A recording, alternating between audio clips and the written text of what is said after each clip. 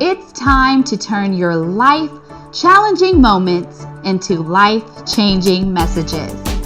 Welcome to the Power Lift Stories podcast, where we are interviewing women whose stories will leave you lifted up, fired up, and fueled up with hope, courage, and inspiration. We want to thank our sponsor, Powerful Journey, who helps women tell their stories, write their books, and building a profitable brand around both. Join the masterclass or the Speakers Academy at phyllisjenkins.com. That is PHYLLISJENKINS.com. Now here's your host, Phyllis Jenkins. We have all experienced grief in some form or fashion, but today's guest has learned how to turn her grief into a resource that is helping many. Today, we want to welcome to the Power Lift Stories podcast, Linda Ranson. Linda, hello. Hi, Miss Phyllis. How are you? I am so great and just honored to have you with us today. And I know Linda to be a wife, a mother, a genuine friend, a Christian woman, and a businesswoman as well. Now, Linda, I'd like for you to add on to tell our listeners more about you. Okay. Well, as you said, I am a wife. I'm a mom. My husband, between the two of us, we have 6 kids. I'm also a published author, and by trade, I've been in human resources probably about 20 years, but thank God I've been able to kind of retire from that and do what I love, and that's public speaking and life coaching. And you do it very well. And yes, Linda is a published author. She went through the Powerful Journey Authors Academy last year, and she will be speaking at our women's conference this year, which we'll hear more about in a few minutes. But Linda, if you would, share the title of your book and the backstory of how you came to write your book. Okay, absolutely. Well, the name of my book is Grief, Growth, Grace, Surviving the Storm of Grief Workbook and Journal. So this book actually, it's a book, it's a workbook, and it's a 30-day journal. How I kind of came to write this book is it kind of talks about all of the different deaths I've had in my life over the last 6 years. But the main one that affected me probably the most was the loss of my 18-year-old daughter, who was killed in a tragic car accident. And it was a life-changing situation. My husband and I never thought that we would have lost one of our kids first. We always thought and talked about what they would do for us, right? But we never even thought about, the fact that we would have to prepare services for one of our kids. Morgan was this bright, intelligent, fun, undercover comedian, dancer. She was loved by so many people, and she had so many plans for her future. And so the day that we got that call, I went into shock, I think, is what happened. And just going through that process of having to realize that my life was never going to be the same, that I was going to have to move on without her, sent me into a really deep depression. For so long, even before my husband and I were together, it was just me and my 2 girls, me, Megan, and Morgan. Every time you saw me, you saw Megan and Morgan. And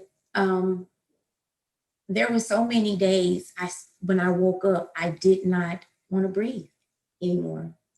I thought that it would be better for me to be with her than to be here trying to do life without her.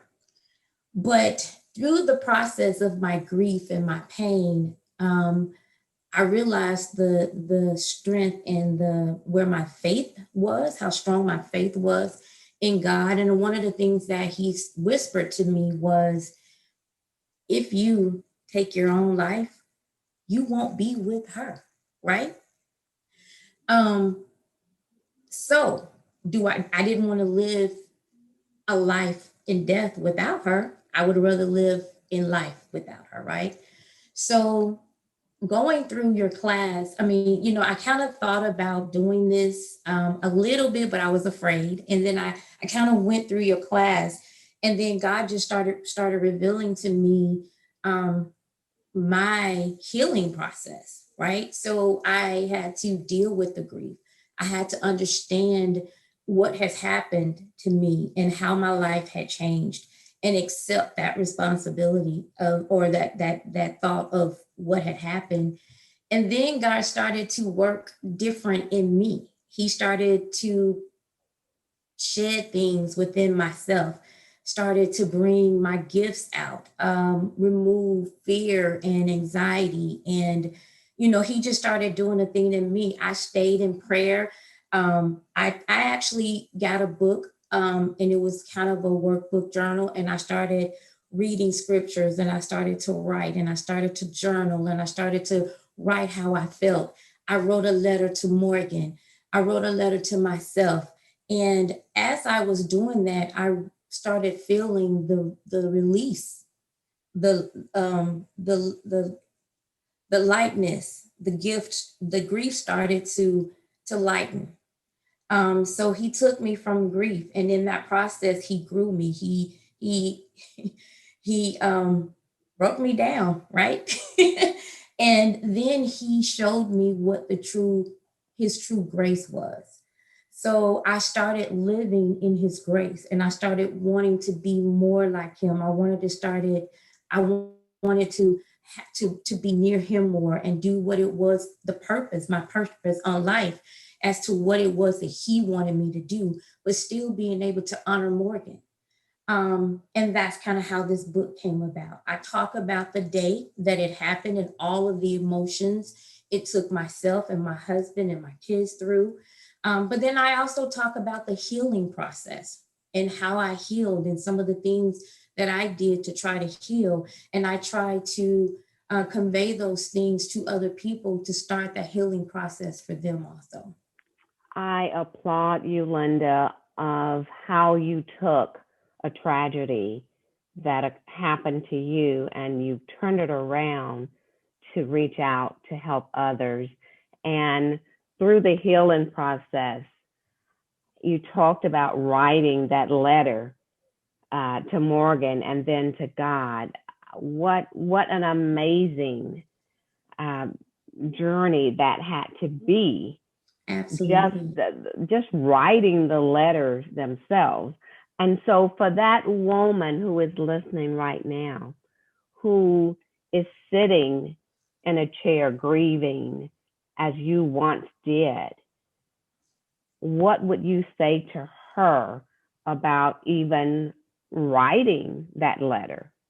Yeah. Well, first of all, understanding what grief is. Grief is a person's spiritual, emotional, intellectual, and physical reaction to a loss. For me, it was a personal journey. So it's something that everyone is going to experience. You're not in this situation by yourself. You're not the only person who has experienced grief. But know that the grief and the pain that you feel, God can transform that grief into power, and he can bring you into a new you, right? One of the other things is that know that there's a process in grief. No one goes through grief the same. Sometimes it's weeks for people, sometimes it's months, sometimes even years people go through that process of grief. But understand that it's a process, and you have to find your faith in the process, right? And don't rush it. Just allow it to happen. Don't be afraid of it. Don't run away from it. Just allow the grief process to happen. When you acknowledge the grief, it gives you a sense of power. It gives you a sense of ease. It gives you a sense of acceptance of what has happened. I love the fact that you said, don't rush it. And I just want to add, don't allow anybody else to rush you through that process either. Because people will mean well. They really do mean well, but they're not walking in your shoes. And so don't allow anyone to rush your process of grief. Right. Yeah. So many times people will tell us, oh, it's been 6 months, girl, you need to be over it. Just get over it. Just let it go. You can't tell me how long it's going to take for me to grieve. Grief, how you deal with grief depends on your personality, as I stated, but it's also the role that person played in your life. Exactly. Right? Yes. So if it's a mom, it's a parent, or if it's a cousin, or if it's a best friend, it just depends on the role that person plays in your life, how long that grief is going to hold.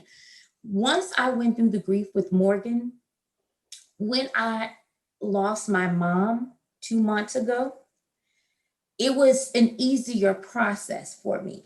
Someone said to me, girl, it don't even look like you even miss your mom.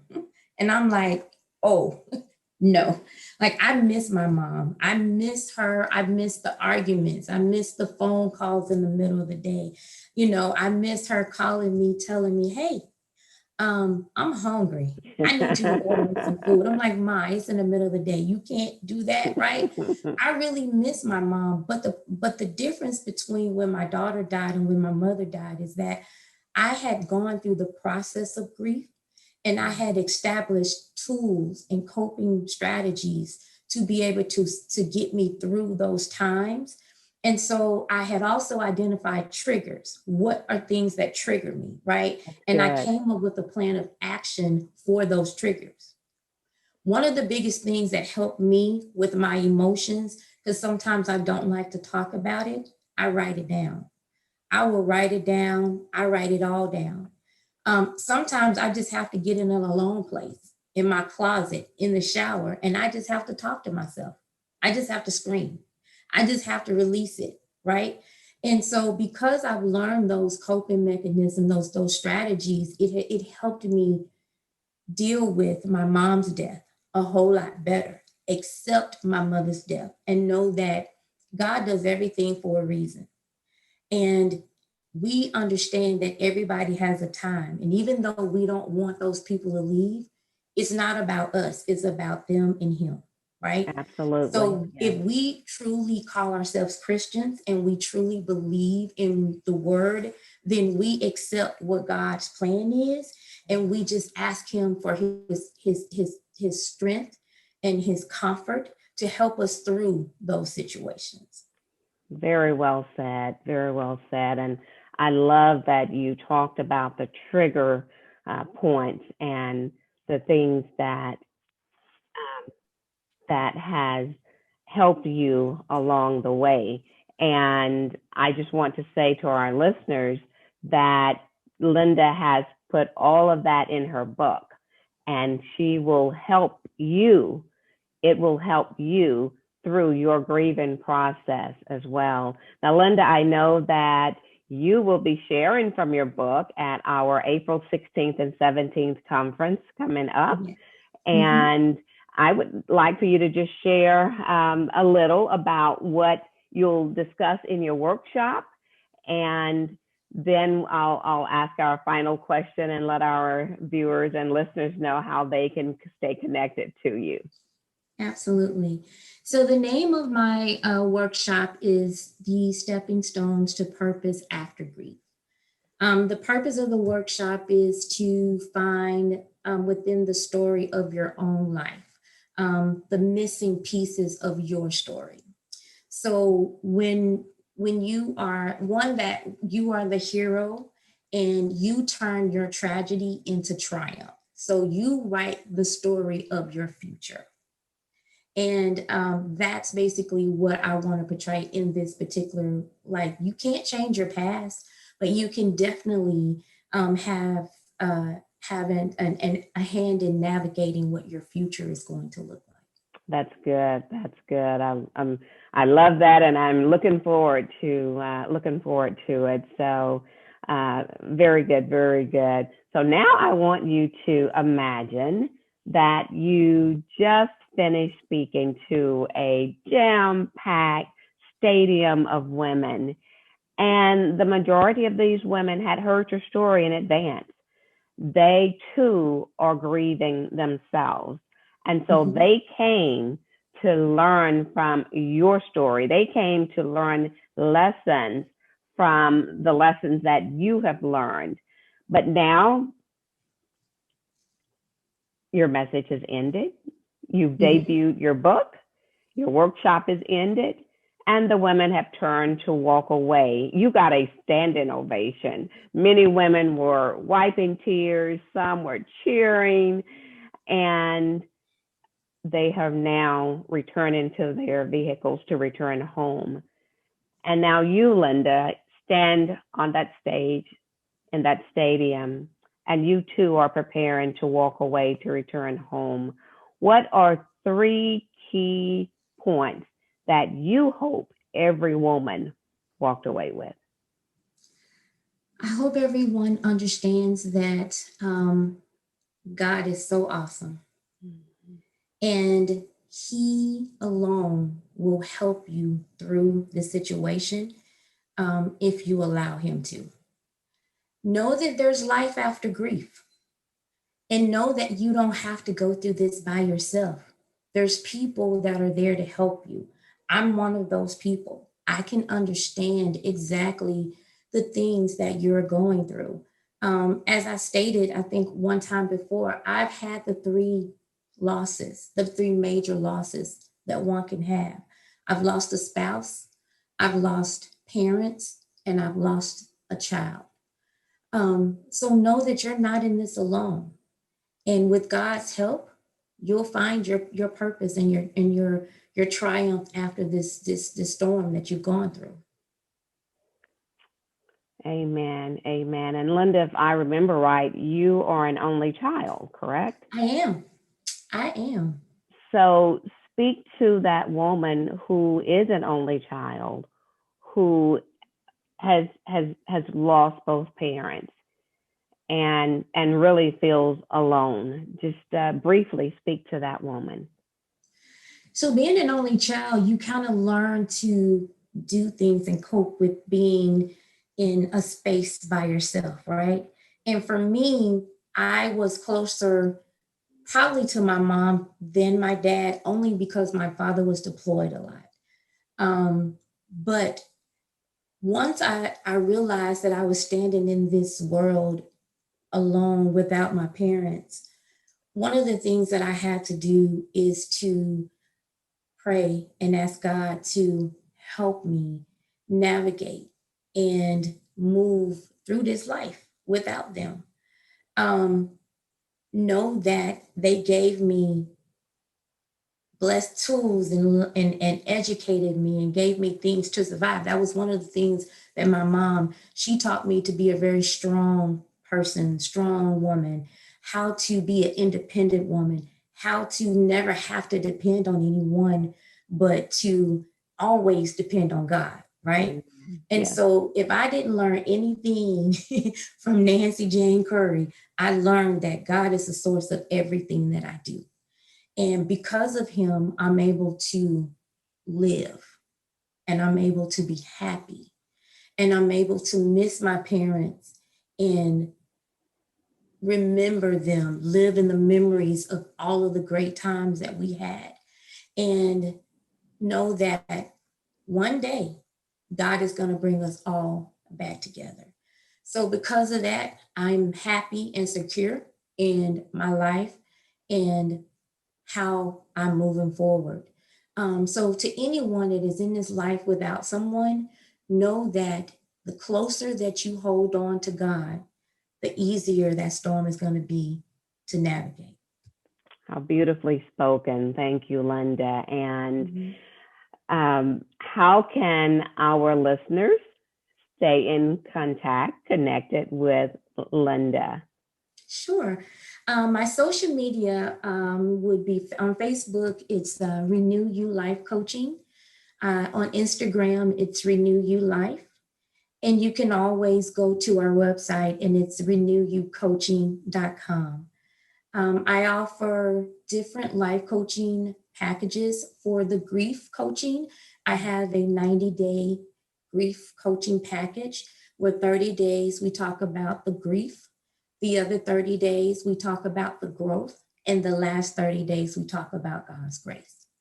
So you write your story of where you are in the process. And after we've gone through that 90-day process, you write where you are in your new life.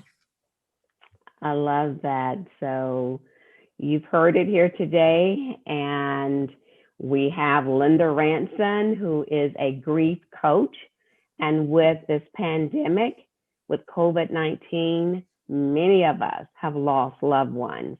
If you are in a place of grief and you are needing some help to move from where you are to where you want to be or need to be to get healthy again, be sure to contact Linda Ranson.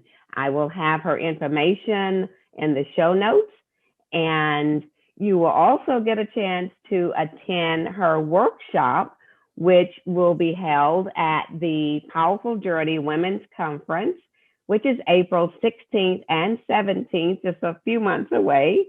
You can register for the conference at phyllisjenkins.com. That's PhyllisJenkins.com. Now, let me tell you, the conference is in person and virtually on 3 different platforms. And our in-person is limited. So because of the pandemic. So once we reach the number of 100, we will have to stop with our registrations, but that's the in-person registration.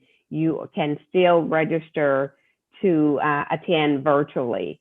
So we look forward to seeing you. Linda, thank you again for coming on, and thank you for the work that you're doing. Thank you for how you didn't allow your tragedies and grief to remain in your box. You have turned it around for the good of others and for God's glory. And for that, we applaud you. Such a courageous young woman you are.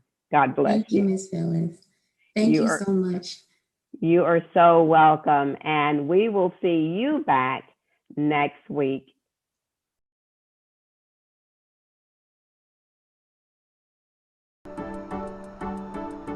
Thank you for joining us today. If you are interested in being on the show, go to phyllisjenkins.com. You can also sign up for the Powerful Journey Masterclass or the Speakers Academy at phyllisjenkins.com.